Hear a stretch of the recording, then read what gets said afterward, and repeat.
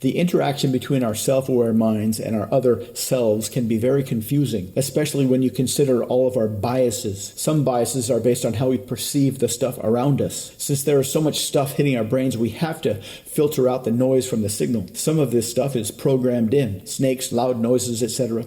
Some of it can be learned, our names, any pictures of food, especially if we are hungry. We can also adjust these filters consciously. For example, if you are specifically at a party looking for a friend in a red dress, your brain would create a red dress filter to help you separate the non-friends from the potential friends. Some of our biases are time dependent, like hindsight bias, for example. We look back into our history and rewrite things to protect our ego. This is a necessary function to make sure we always look forward with as much positive expectation as possible. Sometimes we are happily caught in a virtuous cycle when everything verifies that everything is going well. This makes us feel pretty good, which makes us act pretty good. This action creates more things around us. Some of those things are literally helping us feel better. Some of those things we only perceive as helping us feel better. Either way, we'll take it. Of course, the opposite can happen. We feel like crap. Everything that we see verifies that we are crap. This makes us feel even worse, which changes our behavior, which changes the stuff around us, which gives us more reason to perceive that we are crap. But since we're inside of our brains all the time,